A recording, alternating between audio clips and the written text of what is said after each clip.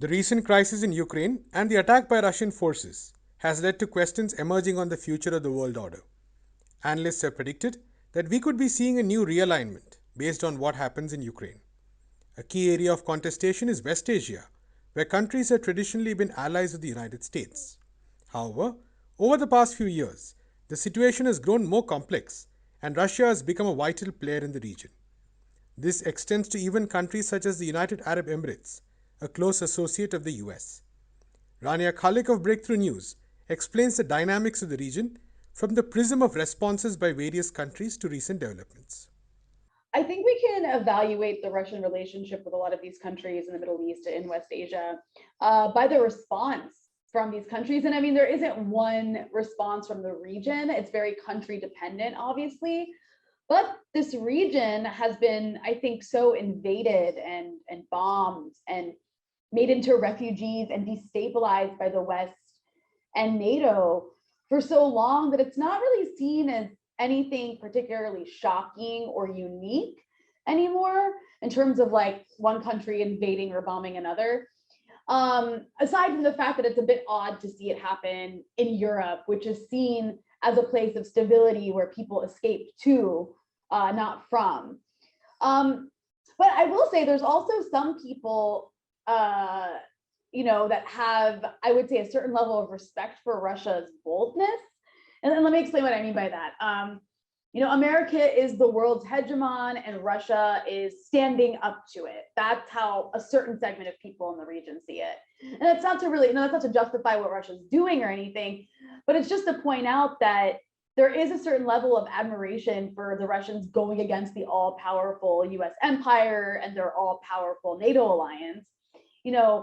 Some do go as far as justifying it from the point of view of the global South, like if halting American or NATO expansion, of feeling gratified that perhaps a multipolar or non-polar world is emerging, in which US freedom of action is finally being constrained. So that's like one segment of people across the region see it that way.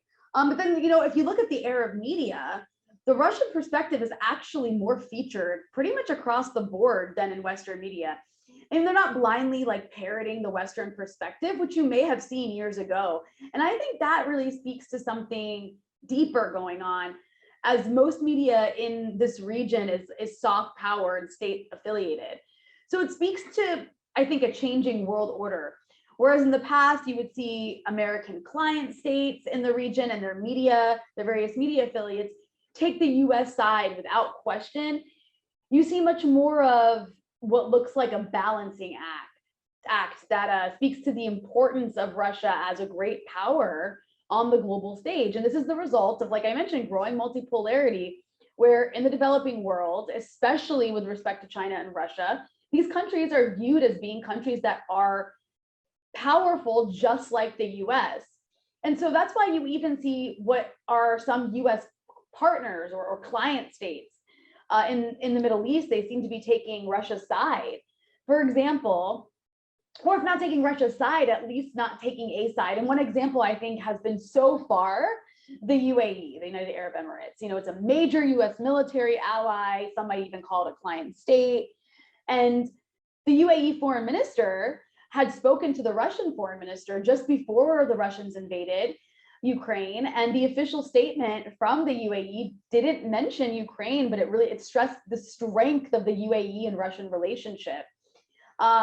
And after the invasion, there was a phone call with the US Secretary of State and the Emirati foreign minister discussing the Russian attack, but the Emiratis didn't really make a statement in support or against. And of course, that could change.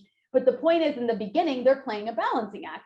And Qatar, another major US military partner, also didn't condemn the Russians and instead called on both the Russians and the Ukrainians to exercise restraint. So this is another balancing act. And then, interestingly, you see Saudi Arabia has actually so far remained hands off, aside from warning Saudi citizens to leave Ukraine. They haven't said anything. And this is also after the Saudis refused an American request to raise oil production as the crisis escalated. And then we go to Israel, right, which is, of course, also in the Middle East.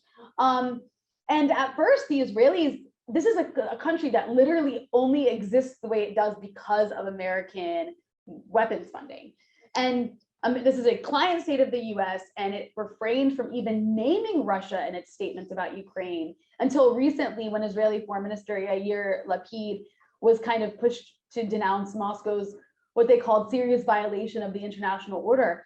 But also, what hasn't got as much attention is Israel blocked the US from sending Iron Dome systems to Ukraine, or at least this has reportedly happened. And this is a joint Israeli-US project, so both sides have to agree on sales of it, and the Israelis blocked it. And Israel might also, Israel might be a client state of the US, but it has a close relationship with Russia and a huge Russian population, as well as a huge Ukrainian population. In fact, the Ukrainian oligarch who backed Zelensky's rise to power is currently based in Israel, but that's besides the point. But then you have Turkey, which is a NATO ally, which has been a bit stronger, obviously, in the way it's talked about Russia. It's demanded that the Russians stop in their invasion, called the operation a grave violation of human rights and a serious threat to global security. So this is actually, but Turkey is actually kind of stands out here because, again, country to country, even Egypt, which exports, Egypt exports most of its wheat from Russia, or imports most of its wheat from Russia, but it's propped up by US military aid, as we know. And so all we saw from Egypt, though, was an expression of concern. That's it. Lebanon criticized the Russian invasion, but like Syria, it depends on wheat from Russia and Ukraine, so it's not doing too much. The Syrians have naturally fully embraced the Russian position, and Syria is the location of strategic Russian air and naval bases that have increased in importance now, actually, with this conflict, in allowing Russia to have a position behind NATO enemy lines and without concern over Turkey closing its areas to Russian ships. But unsurprisingly, you have Iran, which is a US rival, blaming Western provocations for the Russian invasion of Ukraine. And the reason I'm going through country by country here is you see a pattern of there's either countries that are pretty much trying to stay neutral because they don't want to upset either side because they want a good relationship with both the US and Russia, or countries like Iran and Syria, which obviously see the US as an adversary and are going to side with Russia for reasons related to their own geostrategic interests. But the point is that it really is emblematic, I think, of a shift in the international world order right now, where yes, the US remains the dominant power and it remains a superpower or the superpower, but it's increasingly moving into a world where China and Russia are also important powers as well. And this is the multipolar world that America has been terrified of. And I think the Middle East isn't alone here. I think if you look at Africa, or if you look at Latin America, you'll see a similar dynamic at play where even allies of the United States, very close allies of the United States, are playing this balancing act of trying to maintain a good relationship with both Russia and the US and Europe. What were the circumstances through which Russia, which was quite weak in the 90s and even early 2000s, became a major player in West Asia? Its alliance with Syria and Iran was definitely a key moment. What other factors have played a role in this process?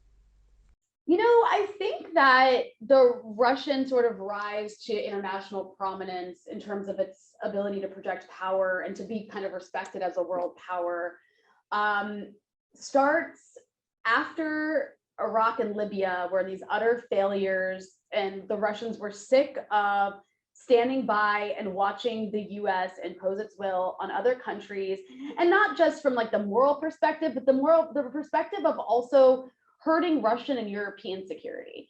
These wars that the US has inflicted, imposed, launched against countries, particularly in the Middle East, have created instability, not just in the Middle East, but around the world, and particularly in Europe and across and in countries around Russia as well. It's created more and more of these failed state zones where you have the rise of these extremist fundamentalist groups like Al-Qaeda and ISIS in places that they didn't used to exist, which threatened Europe and threatened Russia as well by launching attacks in these countries quite regularly following the collapse of states the US overthrew. So I think that one of the big turning points in Russia and I don't mean to center the Middle East here, but I think the issue of Syria was one of the big turning points in making Russia into a bigger power, because Syria was like the last, it was like Libya was the last straw. And then the US tried to do one of these regime change wars in Syria by arming and funding a collection of Salafi jihadist groups to collapse the Syrian state. Now, Syria is a longtime ally of the Russians and the Soviet Union for that matter. And so the Russians came to help Syria and protect the Syrian government from state collapse at the hands of these Salafi jihadist groups that were being both funded, armed, and enabled by the United States and its local allies. And Russia succeeded. Obviously, like the war in Syria has been completely devastating. It's not to justify what Russians or the Syrians did in Syria, but it's just to say that they prevented the US project of overthrowing the Syrian government and collapsing the state to impose a more US friendly regime on that country in order to prevent the kind of security vacuum that we saw in Iraq and Libya that, like I said, spilled over into Europe. And I think this is really when Russia, like on the international stage, becomes a bigger player, because it stood up to the US and it succeeded. And I think it's in the eyes of a lot of people in the region, whether they like Russia or hate Russia or whether they're neutral, is when they also saw, oh wow, like the US isn't the one in charge everywhere all the time anymore that gets to impose its will. There are other players, there's another player that can actually prevent the US from imposing its interests on this region. And so I think that that's definitely played a role in shaping perceptions, at least in this region and maybe in other regions as well, of Russia's power. And it also really made Russia look a lot militarily stronger than people might have thought it was. And now they're seeing that play out again in Ukraine.